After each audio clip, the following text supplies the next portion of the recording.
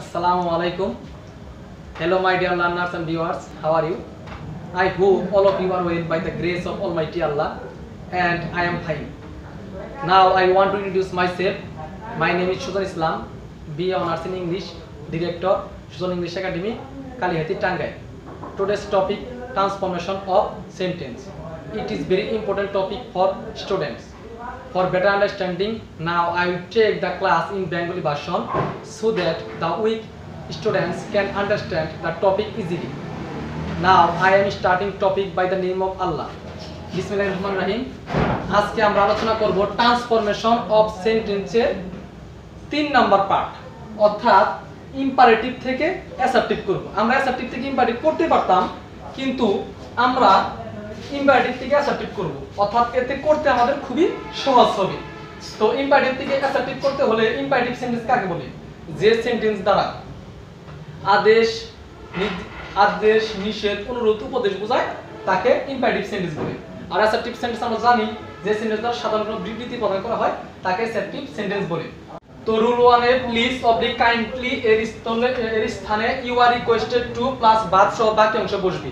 এখন আমি উদাহরণের সাহায্যে একদম সহজে এই নিয়মটা বুঝিয়ে দিব। তো প্লিজ হেল্প মি, দয়া করে আমাকে সাহায্য করো, প্লিজ হেল্প মি। তাহলে একদম এটা যখন আমরা assertive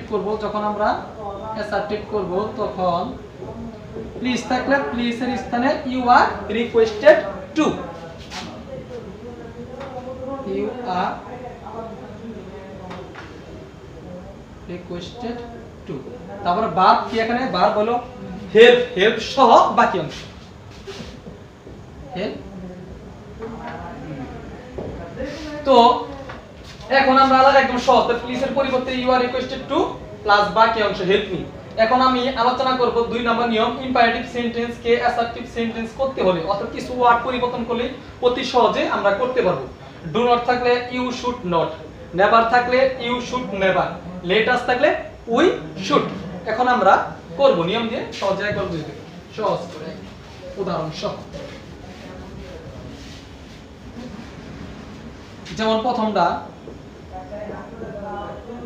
do not run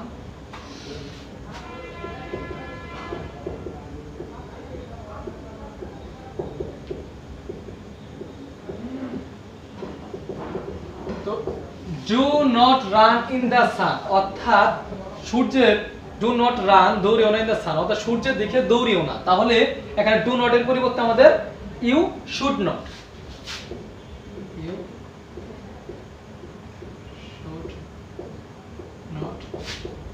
run in the sun।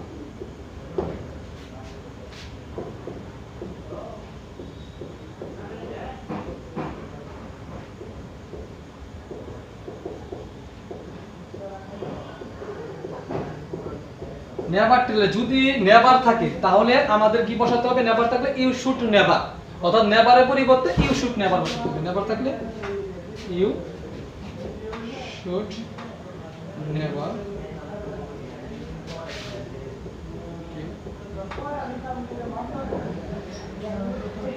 তারপরে নিয়ম আমরা, তারপরে আরেকটা আছে লেট আস থাকলে আমাদের উই শুড বসাতে হবে।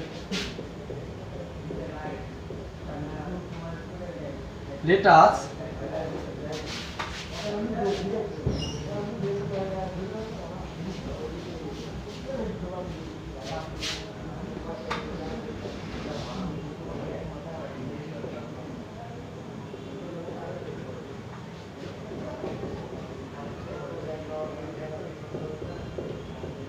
let us go out for a walk, অর্থাৎ তাহলে আমাদের let us এর পরিবর্তে we should go out for a walk।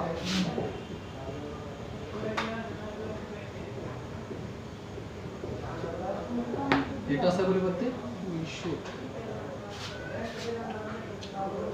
we should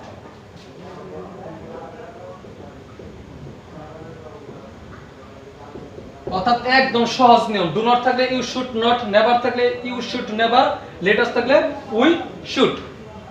তো প্রিয় শিক্ষার্থীরা, এখন আমি বুঝাবো এক্সক্লেমেটরি টু অ্যাসার্টিভ, অর্থাৎ বিস্ময়সূচক বাক্য থেকে কিভাবে আমরা অ্যাসার্টিভ সেন্টেন্স বা বিবৃতিমূলক বাক্য করব। আমরা জানি যে এক্সক্লেমেটরি সেন্টেন্স মানে যে সেন্টেন্স দ্বারা কোনো বিস্ময় প্রকাশ করা হয় তাকে এক্সক্লেমেটরি সেন্টেন্স বলে, আর অ্যাসার্টিভ সেন্টেন্স মানে বিবৃতিমূলক বা সাধারণ সেন্টেন্স। অর্থাৎ ডব্লিউ যুক্ত এক্সক্লেমেটরি সেন্টেন্স কে অ্যাসার্টিভ সেন্টেন্স করতে হলে যদি একটা ডব্লিউ থাকে প্রথম ওয়ার্ডে, তাহলে subject plus verb plus a oblique an plus very oblique grade plus adjective plus বাকি অংশ। অর্থাৎ ভেরি বসে সাধারণত বস্তুর ক্ষেত্রে এবং গ্রেড বসে সাধারণত ব্যক্তির ক্ষেত্রে, আর এর এটা নির্ভর করে তোমার শব্দের উপর ভিত্তি করে। What a beautiful garden it is, ওহ কি সুন্দর এই বাগানটা, কি সুন্দর। তাহলে হঠাৎ করে বিস্ময় প্রকাশ করলো, মানে হঠাৎ করে কোনোদিন এই জিনিসটা দেখেই নেই, মানে এইরকম কোনো কিছু, যেরকম কেউ লাল পাখি দেখে ঠিক এইরকম, ও ওয়াও কি সুন্দর এই বাগানটা। তাহলে এখানে কি হবে, ইট হলো সাবজেক্ট, ইজ হলো ভার্ব, এ আর্টিকেল, ভেরি অ্যাডজেক্টিভ মানে ২ গুণ সংখ্যা পরিমাণ। তাহলে এখানে অ্যাডজেক্টিভ বিউটিফুল গার্ডেন, তাহলে it is a very beautiful garden. It হলো সাবজেক্ট, ভার্ব হলো ইজ, এ হলো আর্টিকেল, ভেরি গ্রেট, ভেরি কারণ বস্তুর কারণে বোঝানো হয়েছে, বিউটিফুল মানে অ্যাডজেক্টিভ, আর বাকি অংশ একদম সহজ। পরেরটা হোয়াট এ ফুল ইউ আর, ওহ তুমি কি বোকা, মানে এই ধরনের যদি কোনো কিছু বোঝায় তাহলে you are a grateful, you are a great. এখানে কিন্তু গ্রেট বসেছে ব্যক্তির কারণে, সাবজেক্ট বা আর্টিকেল, গ্রেট বসেছে আর এটা অ্যাডজেক্টিভ, বাকি অংশ নেই। আরেকটা আমরা নিয়ম করাবো, সেটা আমাদের এইচ দিয়ে।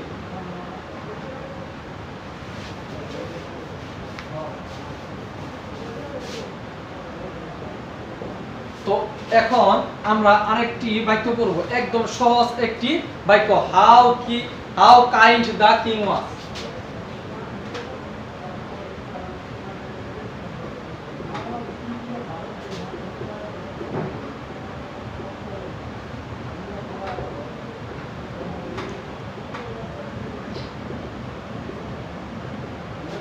তাহলে এটা হবে প্রথমে সাবজেক্ট,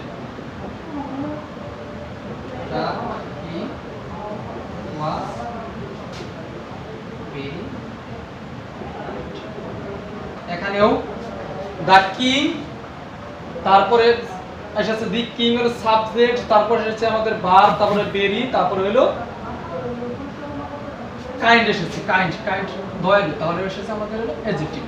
একদম সহজ একটা নিয়ম। তো এখন আমরা রুল 2 আলোচনা করব। অ্যাসার্টিভ এলাস যুক্ত এক্সক্লেমেটরি সেন্টেন্স কে অ্যাসার্টিভ সেন্টেন্স করতে হলে এলাস এর পরিবর্তে it is a matter of sorrow বসবে। অর্থাৎ এলাস থাকলে দুঃখ বোঝাবে, কিংবা যে কোনো দুঃখ বোঝালে আমাদের it is a matter of sorrow বসাতে হবে। যেমন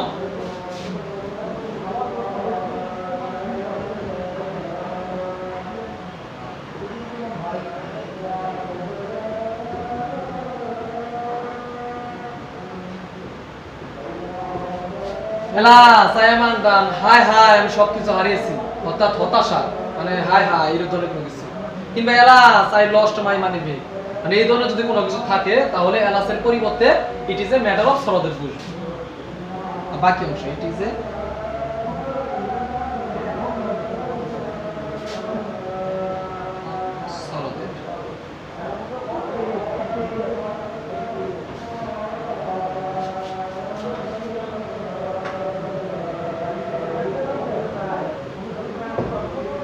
আর যদি হুররা থাকে বা হুরে থাকে তাহলে কি আনন্দ বোঝায়, তাহলে it is a matter of joy that plus বাকি অংশ বলবে। তাহলে আমাদের প্রিয় শিক্ষার্থীরা হুররে আছে, তাহলে কি হবে, it is a matter of joy that.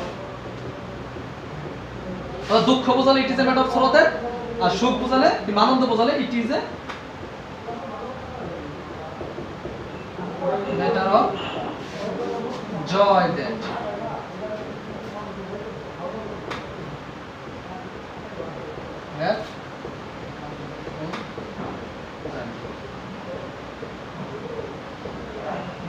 তাহলে একদম এলাস থাকলে it is a matter of sorrow that, hurrah থাকলে it is a matter of joy that.